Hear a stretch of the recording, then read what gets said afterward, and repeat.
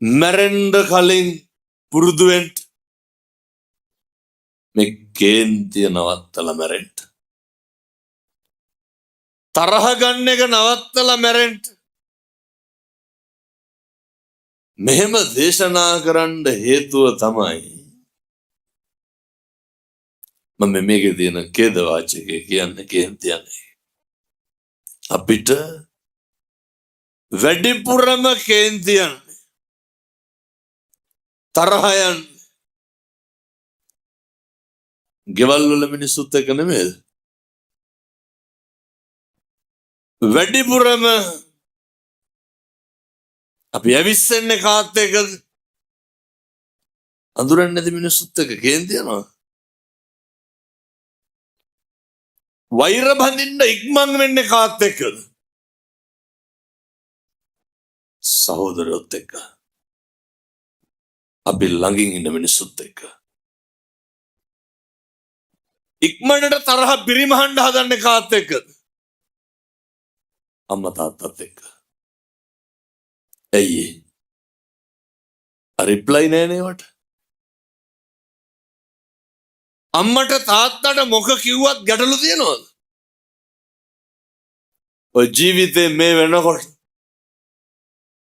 තරහ පිරිමහන්න පටන් ගන්න ඉස්සරලම කන්නේ නැතුව ඉඳලා නැද්ද? මේක හරි පහසුවෙන් කරන්න පුළුවන් කට්ටිය කවුද? ගෙදර උදවිය. එහෙම නෙමෙයිද? දැන් මේ පින්නතුන්ට ඔය පාරවල් දිහා ඉන්නකොට කේන්ති යනවද? එහෙම නෑ මේක ලෙඩක්. ගෙදර ඉද්දිද කේන්ති යන්නේ කඩවල් දිහා ඉන්නකොටද කේන්ති යන්නේ? ගෙදර ඉන්නකොට. පාලනය වෙන්න ඕන තැන කොහෙද? ගෙදර. එකටම හිතන් හෙට ඉඳන් කව කිසිම හේතුවක් මත අම්මා තාත්තා එක්ක අමනාපකම් තියාගන්න එපා. අපිට මතක නෑ පින්නතුනි අවුරුදු 20න් එහා එච්චර මතක නෑ. 10න් එහා මතකද? අවුරුදු 5න් එහා මතකද? මිනිස්සුන්ට මතක තියෙන්නේ අපිට හොටු සූර ගන්න පුළුවන් කාලෙන් පස්සේ විතරයි. එහෙම නෙමෙයිද? මං ගියා ඔය ළමා වාට්ටුවකට කුරුණෑගල. අම්මා පොඩි එකා එක්ක ළඟ ඉන්නවා. අර තාත්තා ආවට පස්සේ අම්මා ගියා රෙදි කෑලි ටික හොදන්න. තාත්තා පොඩි එකා ගාව තියලා. මට එදා තමයි ඇත්තටම තාත්තගේ අගේ තේරුනේ. තාත්තලා කවුද කියලා තේරුනේ. ඇත්තන්ටත් එහෙම ගානක් නෑ මේව කිව්වට මම දන්නවා. පස්සේ අර පොඩි එකාට මොකක් හරි අසනීපේ. මේ තාත්තට තේරුණා පොඩි එකාගේ නහය හිර වෙලා කියලා. පොඩි උන්ගේ හොටු හිර වුණාම කොහොමද අදින්නේ? ඇඟිල්ල තියලා පොඩි එකාට පිම්පන් කියනවද නෑ? කට තියලා අදිනවනේ නේ. තාත්තා පොඩි එකා දෝතට ගත්තා. අරගෙන පින්නතුනි කිසි හිරිකිතයක් නැතුව මුළු කටම නහයට තියලා ඇද්දානේ. අපේ හොම කරලා නැද්ද? කියමු. කාටද මතක? කාටද ඒ ගුණය සිහිපත් වෙන්නේ? අපේ අම්මා හොම අපට කරලා තියෙනවා. අපේ එකපාරද? අපේ තාත්තා හොම කරලා තියෙනවා. කට පුරවලා අරගෙන විත්තියක්වත් නැතුව වෙන්නත් කාටද හොම කරන්න පුළුවන්? කාටද පුළුවන්?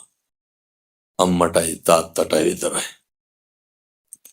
දරුවන්ට පුළුවන් දේ විදිහට අම්මටයි තාත්තටයි කරන්න කවදාවත් බෑ. ඒක කරන්න පුළුවන් අම්මටයි තාත්තටයි විතරමයි. කවදාවත් කිසිම හේතුවක් මත අය මේ සාධාරණීකරණය කරන්න බෑ මේ හේතුව. නේ මට දුන්නේ අක්කට දුන්නා මට දුන්නේ අයියට දුන්නා අරුන්ට තමයි කිරුවේ අරකගේ ළමයි තමයි බැලුවේ. ඕවා මේ අවුරුදු 20න් පස්සේ මතක එවුවානේ. එච්චර කාලයක් හුලම් බිල්ලද හැදුනේ. මම මෙහෙම කියන්නේ මම මාළු මඩම් වල බණ කියන්නේ නැහැ නේද?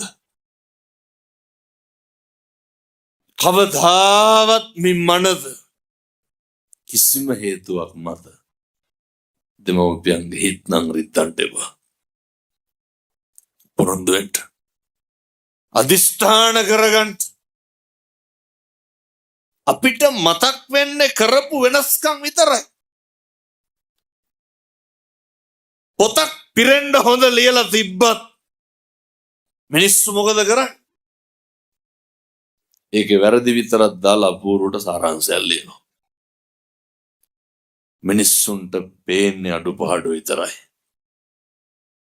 ඊළඟට ඔය සහෝදරයෝ මම මේ කියන්නේ අර ළඟම කීප දෙනානේ අපේ කේන්තිය තරහව ඇවිස්සෙන. බොහොම ඉක්මනට ප්‍රතිචාර දක්වන. දැන් අපේ අයියත් නැති වෙලා සති දෙකක් විතර නේද හිටපු එකම සහෝදරයා. එතකොට බිරිඳ දරුවෝ හින්දා මම මේ දරුවෝ බිරිඳ අවතක්සේරු කරනවා හැම නෙමෙයි හොඳේ. ගොඩක් පවුල්වල සහෝදරකම් නැති වෙන්නේ නැත්ද කසාදෙන් පස්සේ? මේ පැත්තේ නම් එහෙම නැතුව ඇති මං කියන්නේ බොහෝ පැතිවල එහෙම වෙනවා. මහගෙදර බත් කෑම නවතිනවනේ අන්තිම බැන්දට පස්සේ. නිකන් මං කියනවට හිතන්න බෑන්ඩ අපේ පවුලේ කවුද එක්ක අහුවෙලා බත් කෑවේ කියලා. ඒව නැති වෙනවා. ඕන තරම් කසාද බඳින්න පුළුවන්. බැරිද? දරුවොත් හැදී හැකි. සහෝදරයෝ හැදී හැකි. සහෝදරයෝ හදන්න බෑ. අම්මා තාත්තා හැදී හැකිද? අම්මා තාත්තා හදන්න බෑ.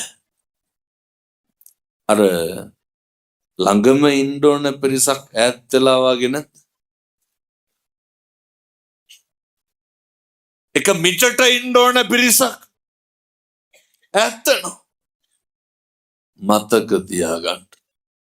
අපේ අම්මලා තාත්තලා අපි හින්දා ඒ ඇත්තන්ගේ අම්මා තාත්තා සහෝදරයොත් ඈත් කරගන්නවා. එහෙම වෙන්නේ නැත්නම් ඉඩකඩම් රකින්න තරමක් රකින්නේ ඇයි? අහනකොට කියන්නේ හාමුදුරනේ අපේ ළමයින්ටත් එපයි කියලා. එහෙම නෙමෙයිද කියන්නේ? දරුවන්ට ඕනනේ කියලා. ජීවිතේ එකපාරක් හම්බෙන්න සහෝදරකම ඉදිරිවාදිකම් වලට පෙරලා ගන්නවා. දරුවන්ට ඉඩකඩම් පරිස්සම් කරන්න. වෙන මොකටද? මේ පැතිවල තියෙනවද ඉඩකඩම් ගැටලු නැතුවද මං හිතා. නෑ බොහෝ පැතිවල තියෙනවා ඒක. මෙහි පැතිවල නැතුව ඇති. අනෙක් පැතිවල හරියට ඕවා තියෙනවා. පුරුදු වෙන්න. කාලෙකින් හම්බෙච්ච මිනිසත් භවය තුල